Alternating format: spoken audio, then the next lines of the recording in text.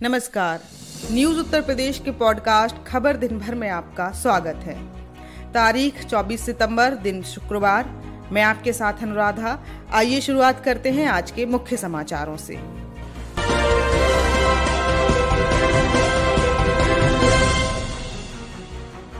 गोरखपुर में सीएम योगी आदित्यनाथ ने कहा, महंत दिग्विजयनाथ के कार्यकाल में स्थापित हुआ था गोरखपुर खाद कारखाना।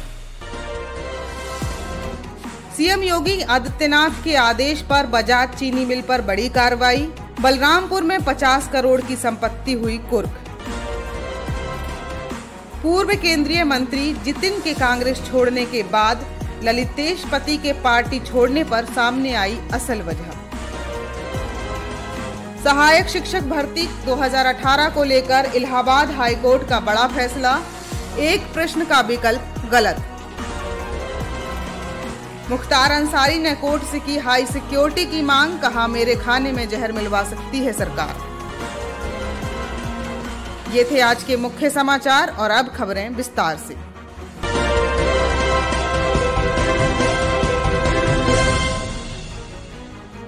मुख्यमंत्री योगी आदित्यनाथ ने कहा कि गोरखपुर में खाद कारखाना की जब स्थापना हुई थी उस समय महंत दिग्विजयनाथ गोरखपुर के सांसद थे। बीआरडी मेडिकल कॉलेज एवं मदन मोहन मालवीय इंजीनियरिंग कॉलेज एवं अन्य शिक्षण संस्थाओं की स्थापना में भी जनप्रतिनिधि के रूप में उनका महत्वपूर्ण योगदान रहा है। 5 साल की उम्र में वह गोरक्षनाथ मंदिर के संपर्क में आए थे। योगी राज बाबा गंभीरनाथ की देखरेख में उनका लालन पालन एवं शिक्षा दीक्षा पूरी हुई। 1932 में उन्होंने महाराणा प्रताप शिक्षा परिषद की स्थापना की।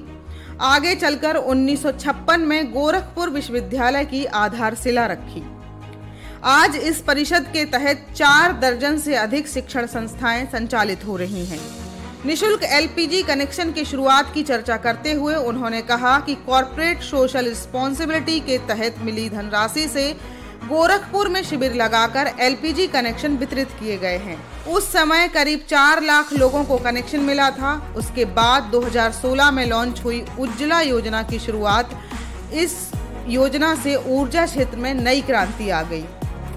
महाराणा प्रताप शिक्षा परिषद के अध्यक्ष प्रोफेसर यूपी सिंह ने शिक्षा परिषद के बारे में बताया। इस खास मौके पर आगे मुख्यमंत्री योगी आदित्यनाथ ने कहा, युग पुरुष ब्रह्मलीन महंत दिग्विजयनाथ जी महाराज की आज 52वीं पुण्यतिथि है। हम सब जानते हैं कि गोरखपुर में महंत दिग्विजयनाथ जी महाराज का आगमन देवयोग से हुआ था। वे इतिहास प्रसिद्ध मेवाड़ की उस राजवंश में पैदा हुए थे जिसने धर्म रक्षा के लिए, राष्ट्र रक्षा के लिए अपना सर्वस्व बलिदान करने में किसी भी प्रकार की कोई कोताही नहीं बरती, कोई संकोच नहीं किया। व्यक्तिगत सुख दुख की चिंता किए बगैर अपना संपूर्ण समर्पण इस धर्म के लिए, इस देश के लिए दिया था। स्वाभाविक रूप से वही वंशानुगत संस्कार गोरखपीठ के साथ उन्हें आगे बढ़ा करके गोरखपुर, पूर्वी उत्तर प्रदेश, सनातन हिंदू धर्म और नाथ संप्रदाय से जुड़ी भी उन सभी संस्थाओं के साथ जीवन पर्यंत आगे बढ़ाने का कार्य किया। हम सब जानते हैं कि व्यक्ति के अपने संस्कार होते हैं और उसके अनुरूप ही वह आचरण भी करता है। महाराणा प्रताप शिक्षा परिषद यानी कि पहली संस्था महाराणा प्रताप कॉलेज की स्थापना के पीछे भी अपने स्कूली शिक्षक के प्रति, जिन्हें एक स्थानीय स्कूल में से विवाद के कारण निकाल दिया गया था, नौकरी से बाहर कर दिया गया था, अपने स्कूली गुरु के लिए, उनके सम्मान की रक्षा करने के लिए उन्होंने 1932 में महाराणा प्रताप स्कूल की स्थापना की थी। वही बाद में महाराणा प्रताप शिक्षा परिषद की आधारशिला बनी और आज लगभग 4 दर्जन शिक्षण प्रशिक्षण संस्थाएं, सेवा और स्वास्थ्य से जुड़ी हुई संस्थाएं इस शिक्षा परिषद के सानिध्य में गोरखपीठ के मार्गदर्शन में संचालित होकर के पूर्वी उत्तर प्रदेश के अनेक जनपदों में शिक्षा का, स्वास्थ्य का और राष्ट्रीयता के जागरण के अभिनव यज्ञ में लगे हैं।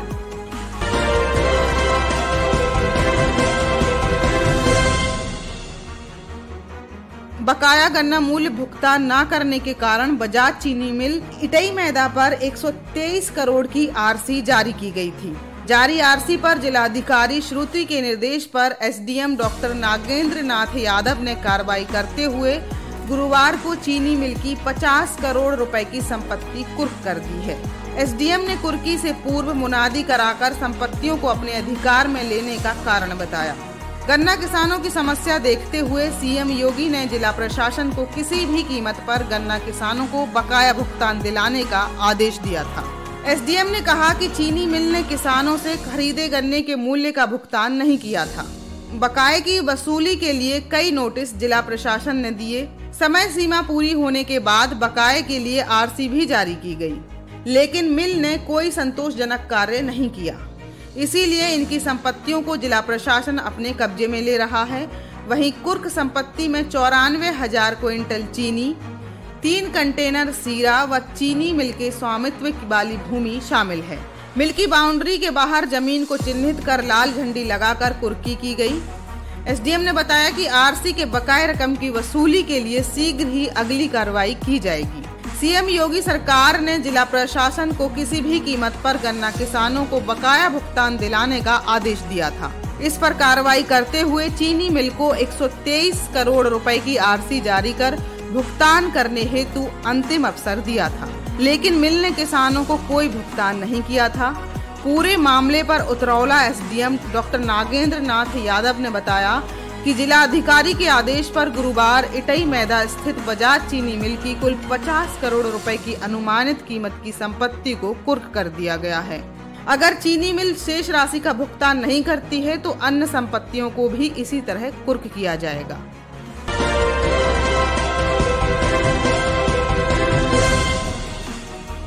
उत्तर प्रदेश में पिछले विधानसभा चुनाव में महज 7 सीटों पर सिमटी कांग्रेस इस दफा प्रियंका वाड्रा के भरोसे बहुमत की सरकार बनाने के सपने संजो रही है, लेकिन कड़वी हकीकत आए दिन सामने आ रही है। संगठन की मजबूती के दावे कर रही पार्टी के हाथ से पीढ़ियों पुराने रिश्ते फिसलते जा रहे हैं। पुराने कांग्रेसियों की उपेक्षा के आरोप को भले ही पार्टी नेतृत्व खारिज करता रहे, लेकिन पूर्व केंद्रीय मंत्री जितिन प्रसाद के बाद 4 पीढ़ियों से पार्टी से जुड़े खानदान के नौजवान नेता ललितेशपति त्रिपाठी ने इस आरोप के साथ कांग्रेस का हाथ झटककर अंतर्कलह और नेतृत्व की बेफिक्री को बेपर्दा कर दिया है। कभी राजनीति का शक्ति केंद्र रहे वाराणसी के औरंगाबाद हाउस का कांग्रेस से दशकों पुराना नाता टूटा है, तो इसकी मुख्य वजह सूबे में पार्टी के भीतर जारी खींचतान और अंतर्कलह है। कांग्रेस के कद्दावर नेता और पूर्व मुख्यमंत्री कमलापति त्रिपाठी के प्रपौत्र ललितेशपति त्रिपाठी का कांग्रेस को अलविदा कहना पार्टी को हाल के महीनों में लगा दूसरा झटका है। पार्टी के प्रमुख ब्राह्मण चेहरों में शामिल रहे जितिन प्रसाद के भाजपा का दामन छोड़ने के बाद अब ललितेशपति के पार्टी छोड़ने पर पार्टी में नए पुरानों के बीच चल रही उठापटक फिर उजागर हो गई है। वह भी चुनाव की दहलीज पर खड़े उत्तर प्रदेश में विभिन्न राजनीतिक दल अपने संगठन को मजबूत करने के साथ ही ब्राह्मणों को साधने के सभी जतन कर रहे हैं। ललितेशपति पूर्वांचल में कांग्रेस के बड़े ब्राह्मण चेहरों में से एक थे, लेकिन उनके इस्तीफे से पार्टी में पुराने कार्यकर्ताओं की उपेक्षा की टीस साफ सुनी जा सकती है। पूर्व सांसद अन्नू टंडन के कांग्रेस छोड़कर सपा में जाने के साथ ही यह कयास लगने लगे थे कि ललितेशपति भी जल्द ही इस राह पर चलेंगे। माना जा रहा है कि कांग्रेस छोड़ने के बाद ललितेशपति सपा में शामिल हो सकते हैं। पिछले दिनों ललितेशपति ने प्रदेश उपाध्यक्ष पद से इस्तीफा दिया, लेकिन पार्टी उन्हें मना नहीं सकी और अंततः उन्होंने पार्टी को अलविदा ही कह दिया। ललितेशपति ने गुरुवार को कहा, ये पत्रकार साथियों को मैंने इसलिए एकत्रित किया था क्योंकि पिछले कुछ दिन मैंने एक फैसला लिया था कि मैं भारतीय राष्ट्रीय कांग्रेस के सारे पदों से और प्राथमिक सदस्यता से भी इस्तीफा दे रहा हूं, और इसलिए मैंने कहा कि उसमें जो परिस्थितियां थी, मैंने ये निर्णय क्यों लिया, उसके लिए मैंने आप सबको यहाँ कांग्रेस पार्टी में मुझे बने रहने का कोई औचित्य मुझे इसलिए नहीं महसूस हो रहा था क्योंकि कांग्रेस पार्टी के उन तमाम परंपरागत कार्यकर्ता, वो तमाम साथी जो कभी स्वतंत्रता आंदोलन से जुड़े थे, चाहे जो पार्टी के ऊपर अन्य कोई संकट आया हो, इंदिरा जी के ऊपर संकट आया था, उस समय वो लोग पार्टी के साथ खड़े थे। आज उनको दरकिनार कर दिया जा रहा है और मैं उनकी लड़ाई नहीं लड़ पा रहा था, इसीलिए मैंने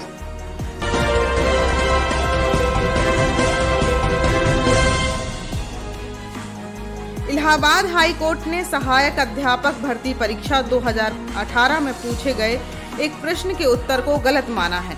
कोर्ट ने गलत उत्तर का 1 अंक उन अभ्यर्थियों को देने का निर्देश दिया है जिन्होंने हाई कोर्ट में अपील अथवा याचिका दाखिल की है और जिनके परीक्षा में सफल होने से 1 अंक कम पड़ रहे हैं। हाई कोर्ट में दाखिल याचिका में 6 सवालों के उत्तर को लेकर चुनौती दी गई थी।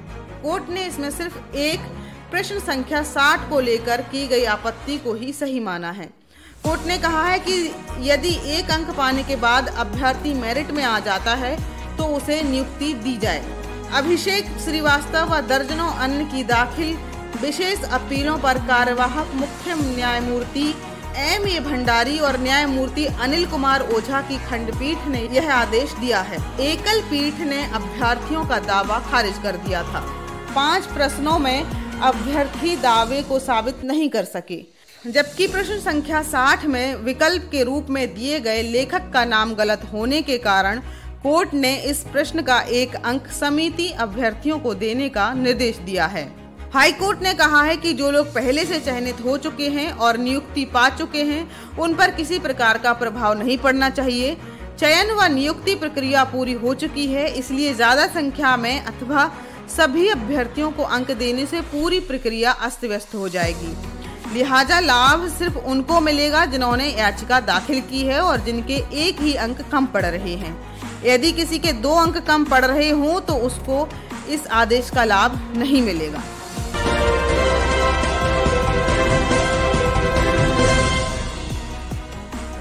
बांदा जेल में बंद मुख्तार अंसारी के एम्बुलेंस मामले की सुनवाई गुरुवार को MP-MLA कोर्ट के न्यायाधीश कमलकांत श्रीवास्तव ने वर्चुअल तरीके से की।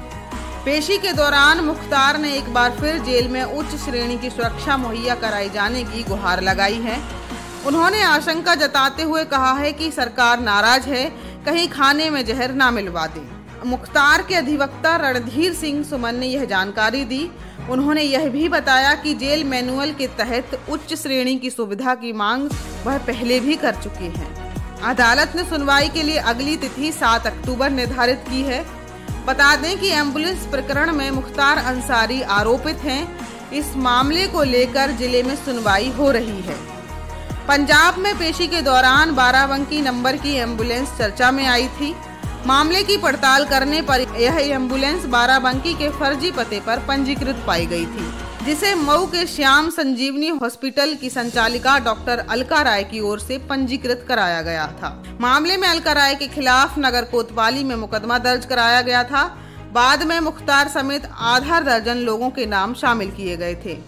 प्रकरण में मुख्तार बांदा जेल में बंद है, जबकि अन्य आरोपित बाराबंकी जेल में बंद हैं।